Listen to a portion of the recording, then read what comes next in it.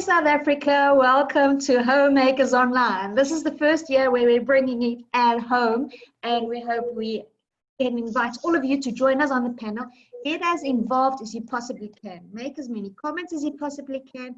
Go to all of our pages, go on all our Instagrams, go click and like, because at the end, I've got a surprise for the one that was the most interactive. Despite the fact that we will help you with your answer, but please join in and join in the fun. We've got a lovely panel here today. I know all their products, and I can tell you, you are being blessed with some of the best. So we've got, first we're going to go over to Sam from Cemstone. Samantha, yes, my bookie. Yes, it's a very bookie.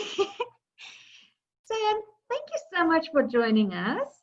It's a real honor, and I know you offer quality products that are really cost effective on the South African product, and we are in a time where we don't have money for frills, so your product is cement and it lasts. Whatever we buy from you, 10 years ago I still have some Cemstone products that's still going strong. So now we're in a position where we're all living at home, and suddenly we are more confronted with what our house actually looks like. And what desires we had out of it. Can you feel in any way that there was a shift in interest in your product range? Like, what were people more drawn to from Cemstone during this period? Hi, Lisa. Hi, everybody. Thanks for having us. And then I think that COVID has put a positive turn on our market. I must say that I think lots of people are spending lots of time at home, and they're now finding the time to do, all the home improvements and all the nitty-gritty things they wanted to do. So I would say that for winter now, our fire pit is really, in demand now. We do the fire pit. So that's really also boost sales. And then I would say for entertaining at home, our tile products have also taken a surge in our sales. Indoor cladding, I see that people are going for the indoor cladding as opposed to outdoor. And well, in summer times, it's normally our pool copings and the pavers that make up most of our sales. But definitely people are drawn toward making their home look prettier, and the range of our products, is also allowing that they do so inside as well as out. And it's so true, because if I think of your products, for me, it cuts as an outsider, it cuts into two areas, where one is more building the materials, your walkways, and the other one is more, let's call it decorative. Yes. And we are all in a position now that when we put our houses on the market, they need to stand up from the rest. And that's what I like about your cladding. It's like, if you put a wall of your cladding, it's like poof in your face. You can see the upgrade instantly. Like, everybody knows where the money went. It's not. Yeah. I don't want to say aircon, but it's something that you can literally see and touch and feel. So, can you explain to us in your fireplace thing? I think a lot of people would like to roast some marshmallows around that pit of yours. But if you go on the website, it shows 250 kilograms. Now, I've seen you guys building that thing. You don't come with a truck and this big arm and put down 250. Explain to the people, how do you assemble that 250 kilograms? Okay, think of your typical Lego. The fire pit is basically just a DIY 12-piece Lego item. So you just get them loosely and you cement them together. It's easy as that. So you can come here in your bakkie and you can load it up. Yes, the concrete weighs 250 kilos, but when you get home, they're 12 loose pieces and you just put them together wherever you want to. So, now, do you need a maths degree for that? Not at all, not rocket science. You can just put it together. It's your normal sand and cement mixture, and as I said, it's like a Lego little 12 blocks that you put together. Okay, excellent. Well, that is amazing. Is there something from your side that you would like to share with us extra on that? For example, some concrete can't just heat up; it might crack or explode. Do you put something with that? Lisa, we sell the fire pit with the mild insert inside, so it's optional if you don't want to take the insert or not. Some people actually don't want to braai on them; they just want to keep them, to sit around the fire and not braai, because it's fairly low. So we've also made provision for the fact that you can buy extra rings, we call them, if you want to heighten the level of the fire pit. So, and if, yeah, for the heat story, if you're not going to take either the mild steel insert, you can then just, apply some fire bricks on the inside, and yeah, the concrete will be intact after you using your fire. So it's basically forever. If you've got that thing, you don't have. Yeah. It's tough. And it's very trendy as well, and yeah, and because we offer all our products in 10 different colors, so you can match it to whatever your face brick wall or your paving or whatever color you then would decide to take it in. So at the moment, can I see those colors on your site, or do I come into your office? Is there another way that one can see it?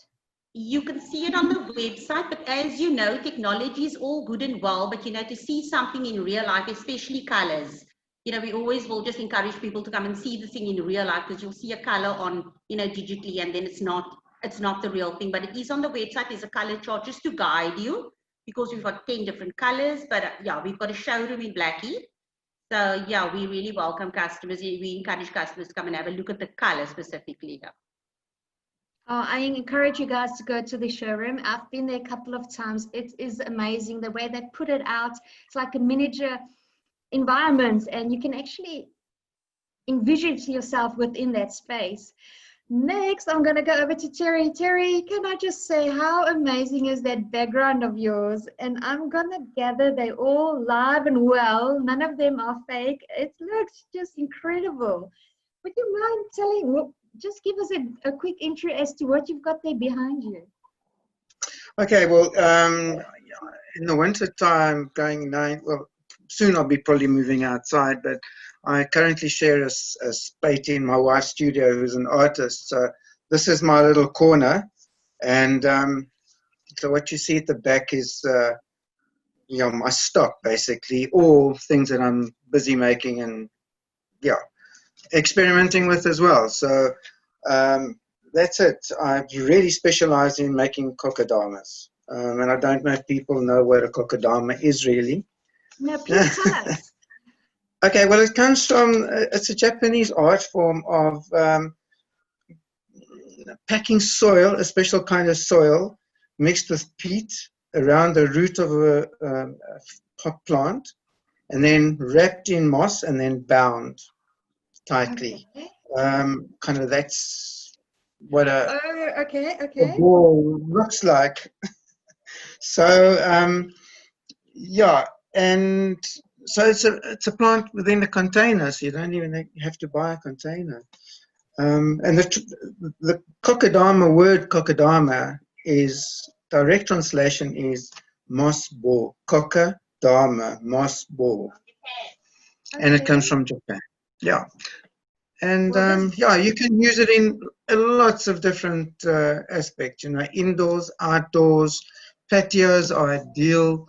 You can create a vertical wall, a living wall with it, or a display. So ideally, in an outdoor area, you want some greenery, especially if you've got hard landscaping or hard surfaces. It's ideal for hanging in different lengths to create a visual space. And that's it. Under trees in your garden, they enjoy mottled shade, mottled light. You can hang them on your patio, and that. This is a speckworm. It does incredibly well hanging under a tree, or even on your patio. You can actually take the leaves and add them to salad. They're fantastic in salad. And next to your braai area, you could have like a rosemary just sitting on a piece of wood, like that. Oh, I can't see this. It's amazing. And you can just pick a leaf and add it to your chops or your whatever you're doing on the braai. I must be honest, I've never seen it with herbs, and I think it's just divine. And even with speck, when my idea of speck is just out there in the dirt, I never imagined it, because I think indoor plants came, and for some reason plants have forever been there, but suddenly they came on trend, and we've seen orchids and delicious monsters so many times.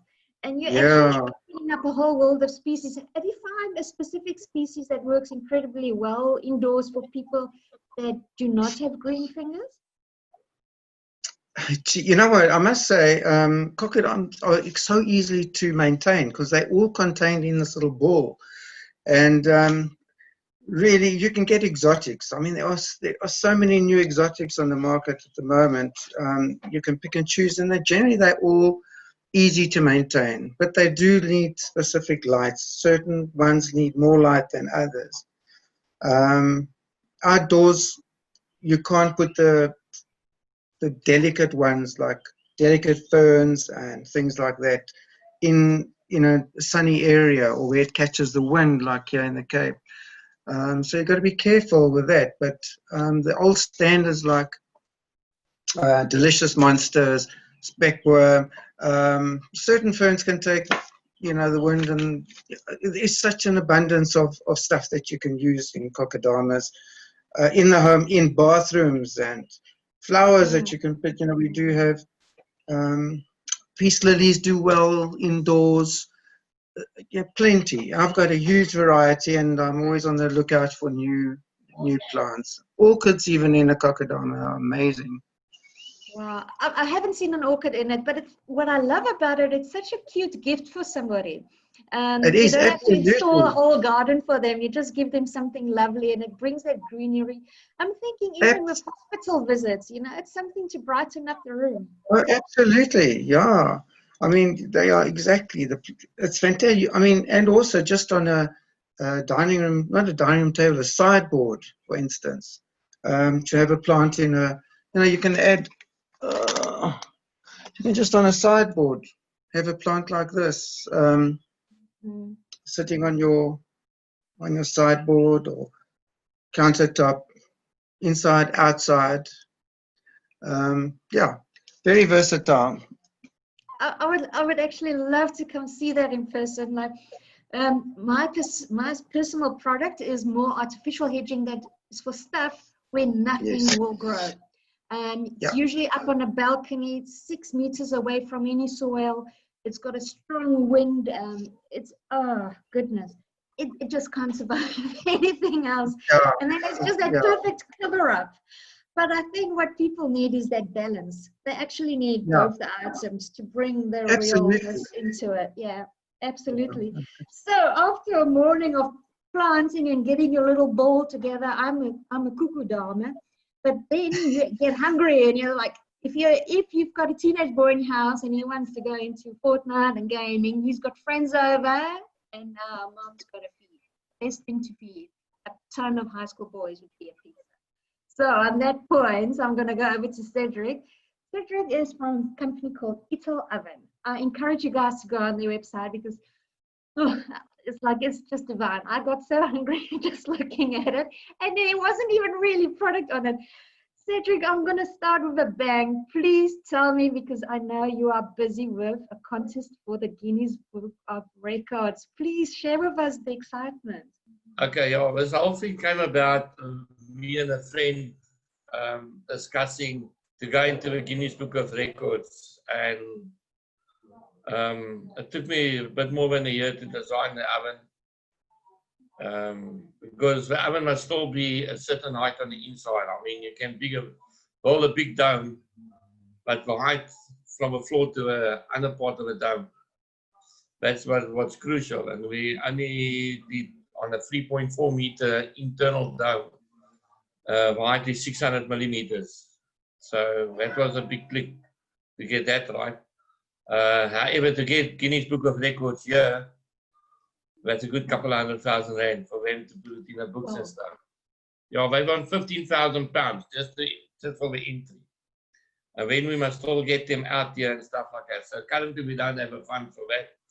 And the sales of bricks that we are selling there, which is going for a needy cause.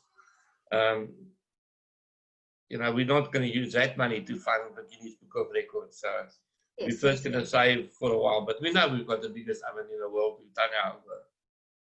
But that's the oven. I mean, life goes on and people need pizza ovens at their homes and Boma Braais so that they can entertain themselves nowadays.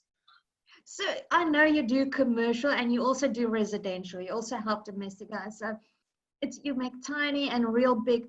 What would you say is the trend that you find people have the biggest need for at the moment? Indoors, outdoors? Man, because of a pizza oven, let's just do a pizza oven before we do a Boma Braais. Sure. The pizza oven can, of course, be installed with its mouth protruding inside your building, or you can have it outside on your patio, your outdoor kitchen, your entertainment area, wherever you want it. But I always prefer the unit not just to stand there somewhere in your garden, and when the weather is bad, you don't use it. It must be something that you must actually use because it's really cheap to run this unit. If you have to go and make coals for a braai, you must end up using let's talk wood that comes from Cape Town, Rooikraans. You must probably use 20, 30 pieces to get a nice, decent set of coals. Where in the oven, with 8 pieces, I can basically braai an ox. So it heats up and it keeps its heat so nicely. It's so true, and So, it's that little bit of black ash at the bottom of the pizza that just gives it a different flavor than from mommy trying to do it in her convection oven. It's just not the same, is it? Yeah, but it's also the smoke that comes down from the flames and stuff that enhances it, and especially, say for instance, you're cooking a roast leg of lamb or something in it, because that's the other thing about the pizza oven. It's not just for pizzas. I mean, it's so versatile. There's basically nothing you can't cook in it. I mean, I do baking, cooking, frying, anything. Whatever you can throw at me, I'll make it in the pizza oven for you. And it's faster, it's tastier, and it's baie meer, how can I say, there's a good word in Afrikaans say, gezellig. Yeah, it's just nice to sit around the thing and chat, lekker. and Yeah, baie lekker. Yeah. The gathering of all the people together and just Now they are, as in any one of the people that's on this Zoom thing today, all got competition and stuff like that. So have we. So the thing is, what makes you to stand out? Firstly, it's quality. I mean, we thrive on ourselves that we've done our homework, we've investigated, we keep on improving on products and stuff like that.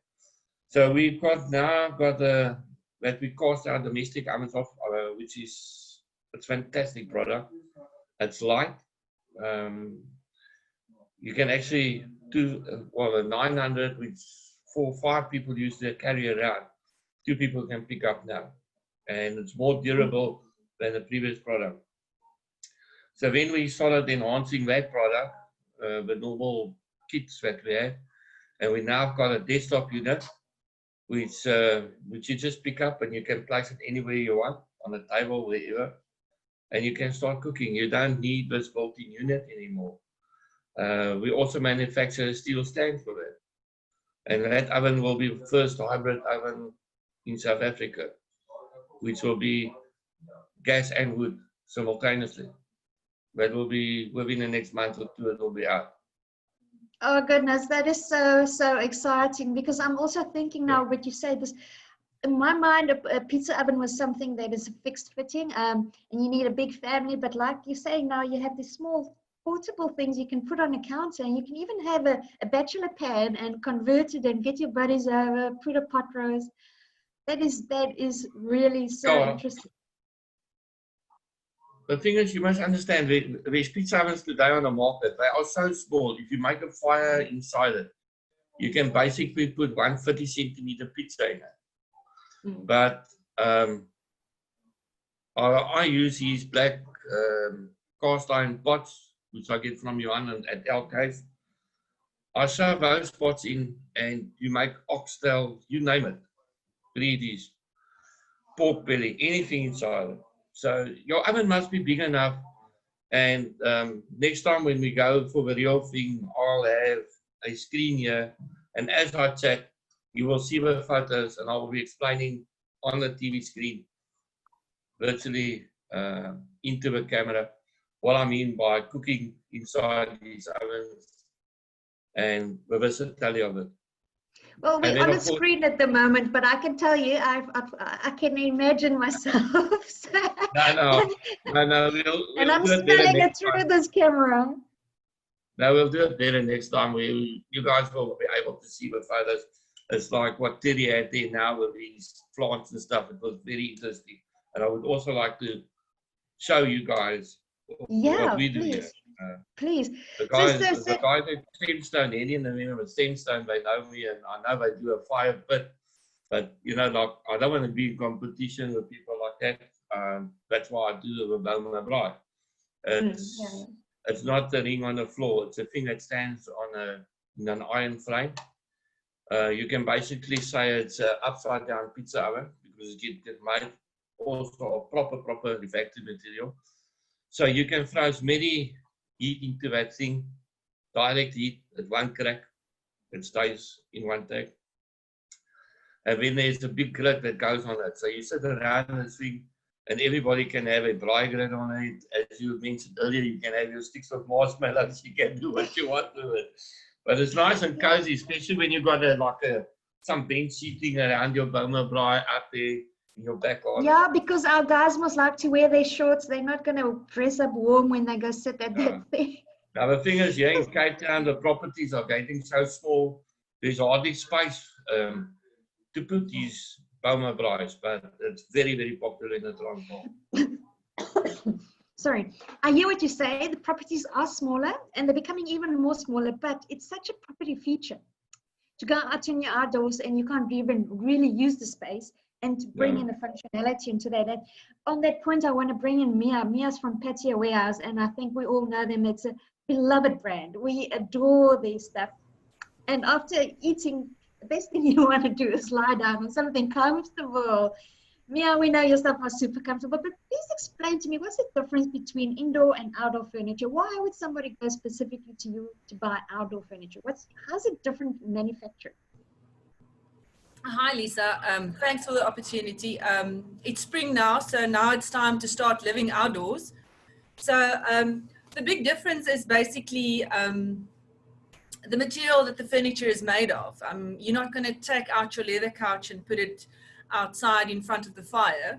So it's basically what material is the furniture made of. So some materials are more are durable outside and others not. So normally one of the biggest things that we do is all-weather wicker. It's sort of an artificial wicker. So that is normally good to stand outside. Your cast aluminium is very durable. Normal aluminium products. Then also we've got resin products that can be used outside. It's made of a high density polyethylene. So it's basically a high-end alternative to your cheap plastic chairs and tables. So obviously your outdoor furniture needs to be durable. You don't want to replace it after a year because obviously it has perished with our harsh African sun. Mm-hmm. Yes, I think that is something that people don't understand. They tend to like the look, and then they might go to another brand to buy the cheaper one, but then it's not engineered to withstand UV resistance. Yeah. And it's that kind of manufacturing that puts the extra mark extra mile on your purchase. So explain to us in general, what would you think is the biggest storage, or how can I say it? The most homely thing that is now outdoors that used to be an indoor thing. Because I saw a photo of you guys. It was a photo in the Homeowners magazine. And it was divine. It looks like a 5-star lounge in a hotel. And you would never ever guess that this is just garden furniture. So the trendiness of it, like, do you have a full design team working and scouting for you? So I'll tell you more about that now. obviously talking about it looks like an upholstered couch that's standing outside. Yeah, So- but even the cane ones, they are so pretty designed. Like you almost feel sad to put them. You want to put them in your foyer. Yeah, no, so they use specific fabrics. We call it umbrella fabrics. It's UV resistant. The foam that they use inside the furniture, it's got open air cells in the foam, so that when it rains, the water drains through the foam and it doesn't mold or anything. So it's specific. Everything is specifically designed for the outdoors. So our buyers, they visit overseas. They go to all the overseas furniture shows, and there they will meet up with suppliers and manufacturers, and they will see the latest trends. And so they'll go and visit the factories, and then they actually see how everything is being made. So, I mean, we're 16 years going strong now, so we've built up some nice relationships with some of the manufacturers, and we know which ones we can trust and which ones not. So true, hey? And because the people are trusting your name, I think you're one of the biggest names in that area. Well, hopefully. No, but I was always amazed, like, how does it not get wet and soggy? And on the other point, how can you sit on it, but it stays dense? I mean, clearly there is some very clever engineering going into that. And it's worth a premium. I think it's fantastic investment.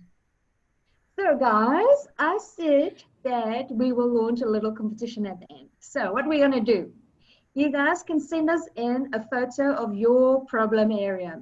Don't send me a photo of your husband lying down on the couch. We want a real interior or exterior gardening problem, cooking problem in your house. Then what I'm going to do is I'm going to send 3 3D animations to you guys as a free gift. And all you need to do to participate and get that free gift is you have to go make sure you click on all of these guys, give us comments, make sure you go like all the products from Cemstone. Then we've got Lanescape. His name is Terry Lane. I mean, how clever is the name Lanescape? I thought it's brilliant. He's on Instagram. Then we've got Cedric, ItalOven. I mean, their products are just surreal. You want to follow them for life. And Mia, I think your social media is just brilliant. I love the new promotions and the way you guys are bringing it out in life. And you're really evolving and pulling all of us. And I'm going to put a photo at the end of this meeting just to show you as the homeowner how you can pull all of these items together.